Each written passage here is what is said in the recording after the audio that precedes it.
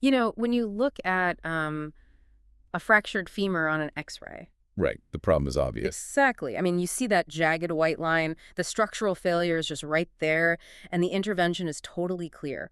We've built our entire understanding of health around that kind of, acute, visible precision. We really rely on the binary, like broken or whole, Huh. pathological or healthy.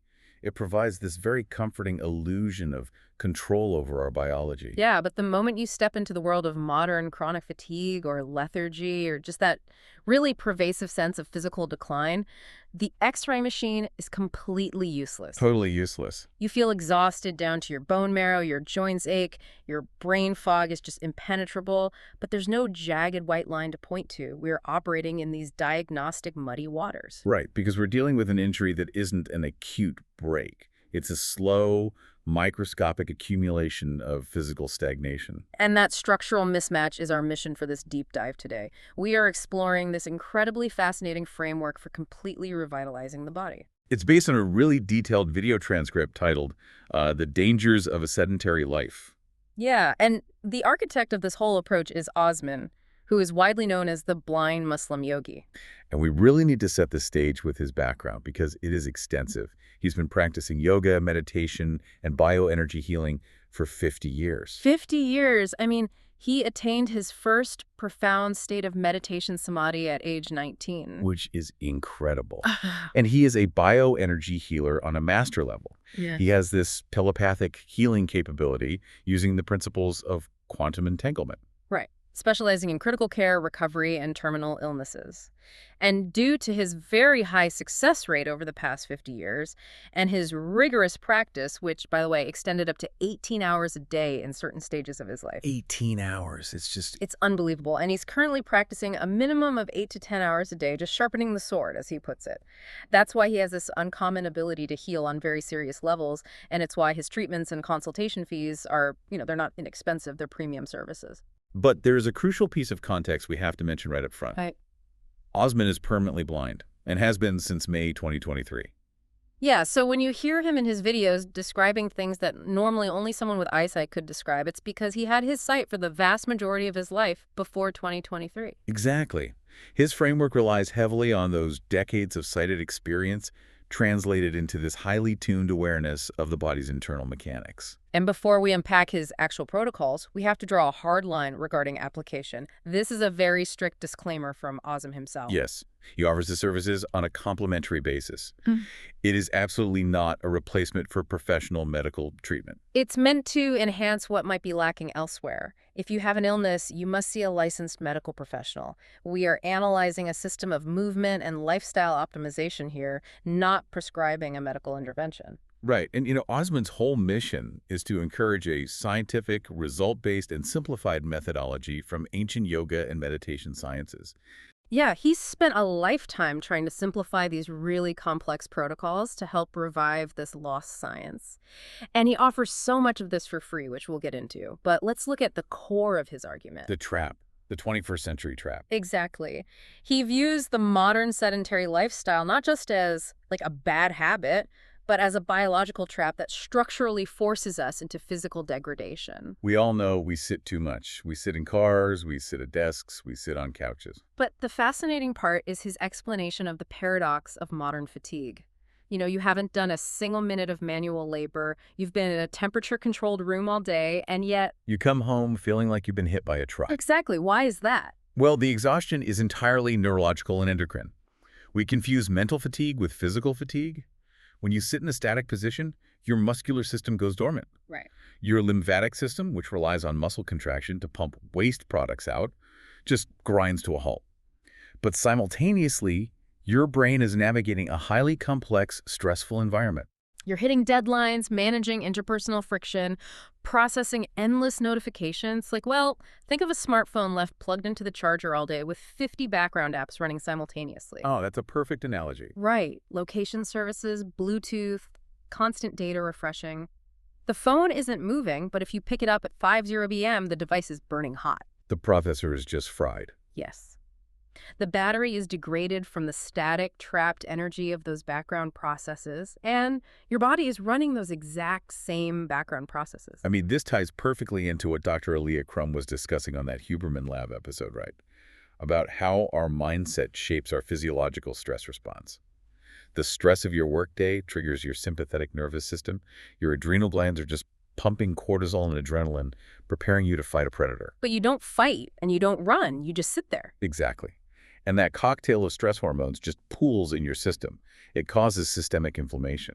Which reminds me of that really intense conversation on the Mel Robbins podcast with Dr. Russell Kennedy. He talks about how anxiety is stored in the body, not just the mind. Yes. When you're trapped in that chair, you aren't physically tired, you are biochemically overloaded. And Mo Gada echoed this same thing on the Diary of a CEO with Stephen Bartlett. He talked about how modern stress creates a baseline of unhappiness because our bodies literally think we are under constant physical threat. And Osman doesn't mince words about the outcome of this loop.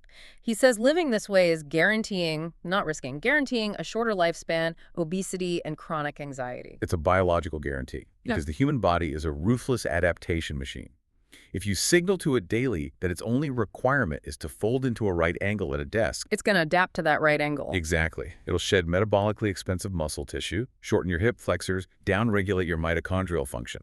This is exactly what Dr. Tara Swart broke down on Diary of a CEO regarding neuroplasticity and how our physical habits literally rewire our brains for lethargy. And the danger is how quickly we just accept this degraded state as our baseline. You feel too tired to move, and you fail to recognize that the lethargy is a direct symptom of the lack of movement. Right. It's a vicious cycle. But to break the cycle, Osman says you don't need to, quit your corporate job and move to the woods. He starts with an absolute baseline defense that requires no equipment. Walking. Specifically, crossing the threshold of 10,000 steps a day, which you can just monitor through a free smartphone app. Now, 10,000 steps is a number we hear all the time. It's almost a fitness buzzword. Yeah, but Osman frames it as a non-negotiable metabolic flush.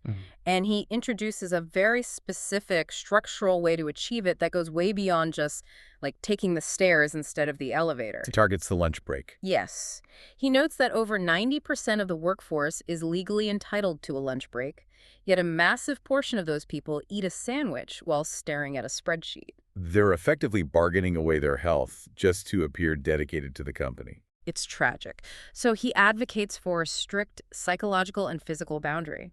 At a specific time, he suggests 1:00 p.m., you initiate a hard cutoff. You physically leave the building. You leave the building, you walk to a park or some outdoor space for 45 to 60 minutes, you eat outdoors if the weather permits, and you completely disconnect. And the physiological shift of that 1:00 p.m. boundary is doing some really heavy lifting behind the scenes. It isn't just about accumulating steps. When you leave the office environment, you're changing your visual horizon. This is such a huge point. Right, because for the first half of the day, your eyes have been locked onto a screen 2 feet away. That requires constant microcontractions of the ocular muscles. Which signals a mild state of focal stress to the brain. Dr. Kelly Starrett talked about this heavily on Huberman Lab, how our visual environment dictates our mobility and stress levels. Exactly. So stepping outside forces panoramic vision. Your optic nerve relaxes as you process distant trees, buildings, the horizon. This specific visual shift sends a direct signal to the amygdala to downregulate the sympathetic nervous system. Which is exactly what Johan Hari discussed on Diary of a CEO when he was talking about stolen focus. We are biologically exhausted from hyperfocusing on screens. And while your eyes are relaxing, you are physically walking, which engages the skeletal muscle pump. That clears out the pooled lymphatic fluid that Dr. Rhonda Patrick is always warning about on the Joe Rogan Experience. Right. It clears the circulating cortisol while simultaneously relaxing your neurological state. It's the minimum effective dose to remind your biology that you are a moving organism. Look at your own daily routine, right? Are you using that hour to build a firewall against metabolic dysfunction? Or are you part of the demographic trading your biological resilience for the convenience of a desk lunch? Because as vital as that daily walk is, it's really just the ground floor of Osman's framework. To genuinely reclaim your physical capability, he introduces an at-home bodyweight system that, honestly, at first glance, sounds completely unhinged. The leap from a lunchtime walk to his bodyweight protocol is drastic. Very drastic. He outlines a 3-part system requiring 0 equipment, performed entirely at home. It focuses on the lower body via squats, the core via crunches, and the upper body via push-ups. The mechanics are simple, but the prescribed volume is where most people are going to experience some severe sticker shock. Let's lay the numbers out. Let's do it. For the lower body, he suggests starting with sets of 50 squats, progressing to 100, and eventually hitting sets of 200. 5 sets total. That is 1,000 squats. 1,000 squats. And for the core, he maps out 5 distinct types of crunches. Regular, alternate, leg lifts, side crunches, and reverse crunches. The target. Sets of 200 for each variation. 5 sets. Totaling 5,000 crunches. It's staggering. And for the upper body, 5 variations of push-ups. Standard shoulder width, wide grip, diamond push-ups targeting the triceps, pike push-ups where the hips are elevated to load the shoulders, and what he calls Shorty's rapid, pulsed partial reps in a wide stance. And the goal there is 20 reps of each variation, done for 5 sets, totaling 500 push-ups. Okay, stop right there. 1,000 squats, 500 push-ups, and 5,000 crunches. Let's tackle the giant glaring problem in the room. 5,000 crunches sounds like a fast track to a catastrophic lumbar disc herniation. Right. The human spine is not designed for 5,000 loaded flexion cycles in a single sitting. So how does a practitioner with 50 years of experience advocate for something that seems so biomechanically reckless? Well, it requires a really deep understanding of tissue adaptation and the difference between high-load resistance training and ultra-high volume endurance calisthenics. Osman explicitly acknowledges that these numbers sound like an impossible goal to the average person. He's not telling you to drop to the floor today and do 5,000 crunches. No, not at all. Yeah. He is outlining the ultimate ceiling of human fascial and muscular endurance. This reminds me so much of that Joe Rogan episode with David Goggins. Goggins talks about these impossible numbers, doing thousands of pull-ups, and it sounds insane until you realize it's about shifting the paradigm of what the human mind and body can endure. Exactly. And biologically, the adaptation curve is the key. You aren't applying a heavy external load like a barbell to the spine. You are moving your own body weight. Right. When you perform a low-load movement repetitively over months and years, you aren't primarily tearing muscle fibers for hypertrophy like a bodybuilder. As Dr. Andy Galpin explained on Huberman Lab, you are increasing capillary density. You're thickening the connective tissue. Yes, the fascia that supports the spinal column. The rectus abdominis and the surrounding core musculature are highly vascularized. They adapt remarkably fast to endurance demands. If you build up to this volume incrementally, fractions at a time, the surrounding musculature absorbs the stress, not the spinal discs. It operates on the principle of compounding biological interest. Doing 10 crunches on day 1 might feel agonizing because your neuromuscular pathways are dormant, but because that specific tissue adapts so rapidly to high-frequency, low-load stimulus, day 10 feels different. Month 2 looks entirely different. He's essentially giving you a blueprint of what your hardware is capable of once you strip away the rust. I mean, Swami Vivekananda talked about this extensively, the idea of an iron will and muscles of iron. The body is an instrument that conforms to the demands placed on it by the mind. And this is where Osman's psychological safety nets become so crucial. Look at his protocol for the push-ups. The ultimate goal is 500, but his absolute minimum starting point is just 11 reps per variation. 11 reps? And his specific instruction, if you cannot hit 11 standard push-ups, is profound. He says, don't stop. Drop your knees. Lowering the activation energy of the habit. The reason most workout routines fail in the first 2 weeks is just pure ego. We remember what we could do at age 20, we try to replicate it at age 40, we collapse after 4 reps, and the shame causes us to abandon the whole thing. Osman systematically removes the ego. Dropping to your knees isn't failure. Stopping the movement is failure. This is exactly the mindset shift Gabrielle Leon talked about on the Mel Robbins podcast, shifting from outcome-based performance to muscle-centric health habits. It's about consistency, not ego. By giving you permission to modify the leverage, he shifts the focus from momentary performance to long-term consistency. You're still firing the motor units in your chest and triceps. You're still building the neurological habit of daily exertion. And the friction of the traditional fitness industry, the commute, the gym membership, the intimidation of a crowded weight room, it's entirely bypassed. You wake up, your feet hit the floor beside your bed, and you begin. But even with zero commute and modified leverage, trying to execute hundreds of squats and push-ups every single day is going to fry your central nervous system. Oh, absolutely. You can't run an engine in the red line constantly without throwing a rod. Right. And Osman anticipates this, which is why his framework relies on a very rigid, non-negotiable structural constraint. The counterbalance. And this is where the true sophistication of his 50 years of practice emerges. The intense calisthenic workouts, the push-ups, squats, and crunches, are strictly confined to 3 days a week, say Monday, Wednesday, and Friday. And more importantly, the duration of those sessions is locked into a highly specific window between 20 and 40 minutes, not a minute less and absolutely not a minute more. The minimum of 20 minutes makes physiological sense.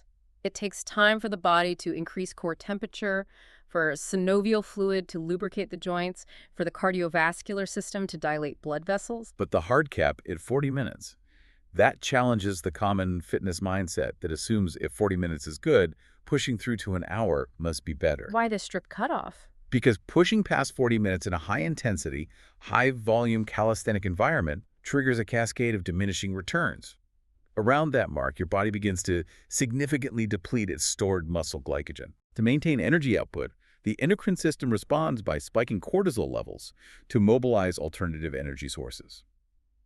You cross the threshold from eustress beneficial adaptive stress into distress. You essentially start replicating the exact same biochemical stress loop that we were trying to escape from the office job. Precisely. You're putting yourself right back in the trap. Furthermore, a 60-minute or 90-minute workout is a huge psychological burden. A 20 to 40-minute window is mentally digestible.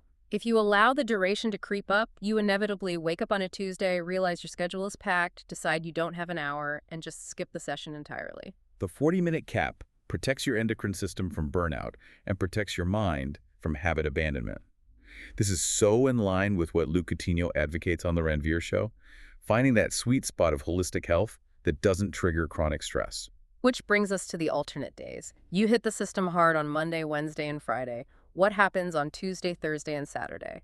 This is where he introduces the parasympathetic recovery phase, and this is crucial. He prescribes a gentle yoga and meditation program, which he actually provides for free on his website. Right, that's yogawellness786.com. Yes, the contrast here is deliberate and necessary.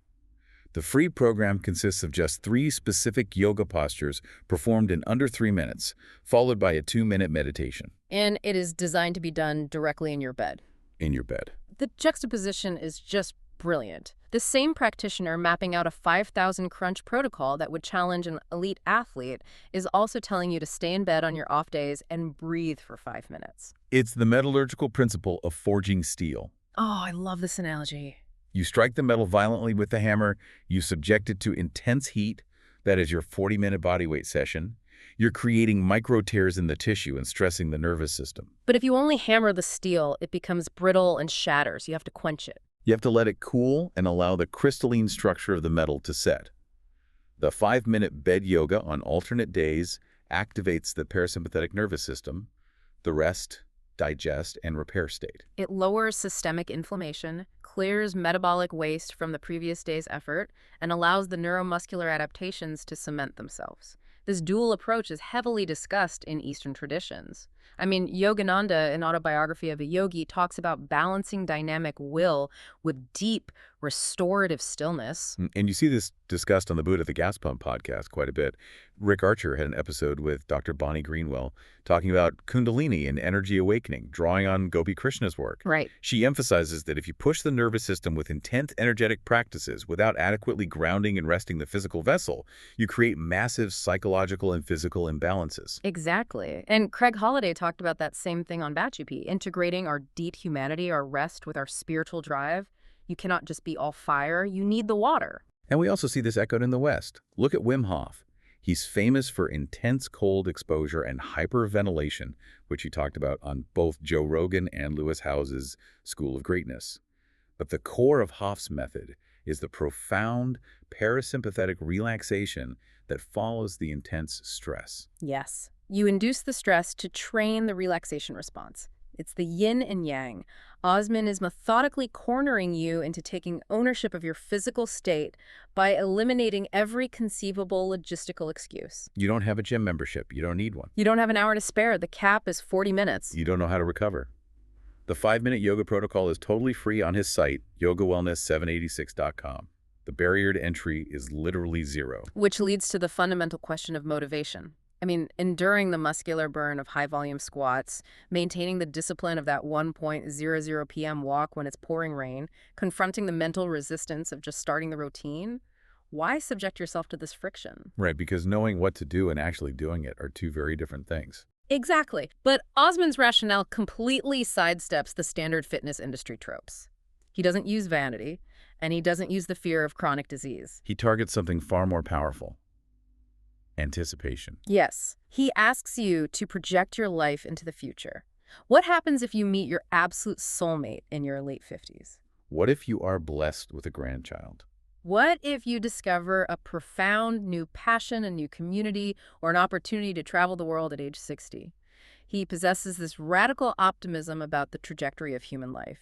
He states unequivocally that things cannot be down forever. The down is going to lift. I love that quote. He isn't selling a mechanism to achieve six-pack abs. He's selling the physical readiness required to actually participate in future happiness. Think about the phenomenon of temporal discounting, our psychological tendency to value immediate comfort over future rewards. We sit on the couch today because the couch is comfortable right now. And the potential health crisis feels like a distant, abstract concept that happens to other people. Right.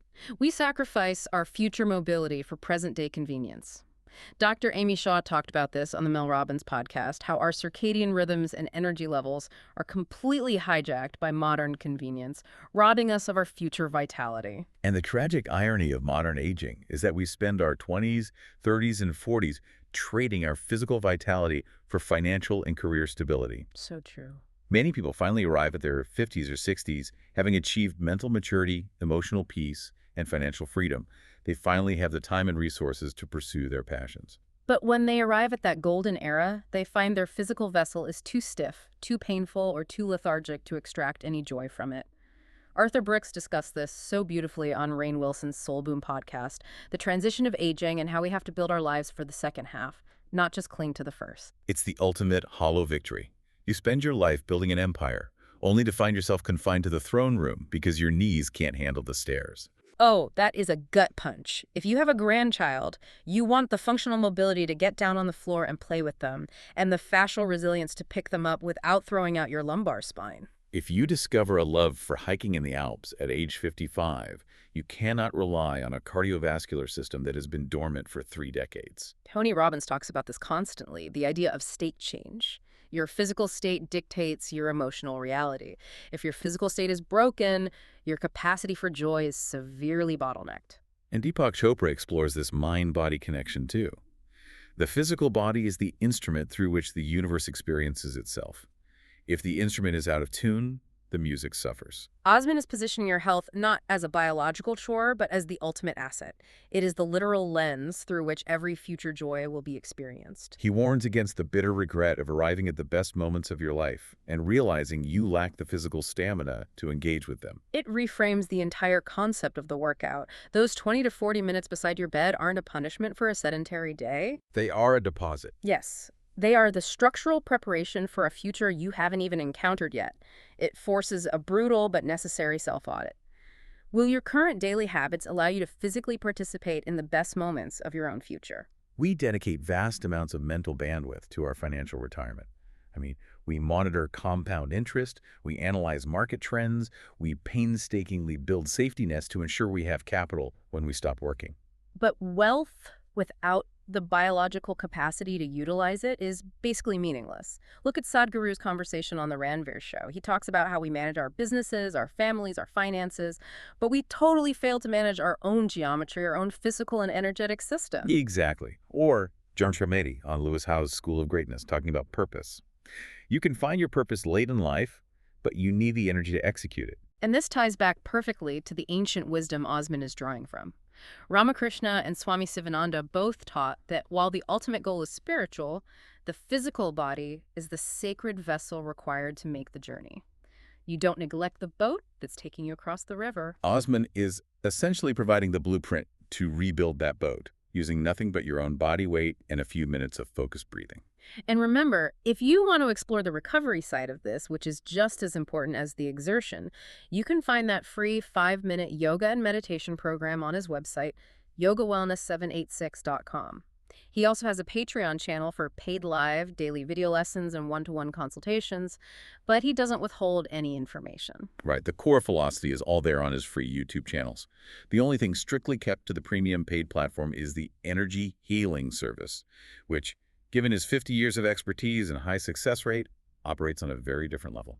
So to summarize this incredible journey we've been on today, we have to recognize the 21st century trap of the sedentary lifestyle. We have to establish the baseline defense of walking and fiercely claiming that 1.00 p.m. lunch break. We have to embrace the surprisingly scalable, though intense, at-home bodyweight workouts. We must balance that intense exertion with the 5-minute restorative yoga to quench the steel. And we do all of this to prepare our physical vessels for the joy that is waiting in our future. It really leaves you with a final provocative thought. If your physical resilience is a savings account, and every hour spent completely static in that desk chair is a quiet, incremental withdrawal, what deposit are you going to make today?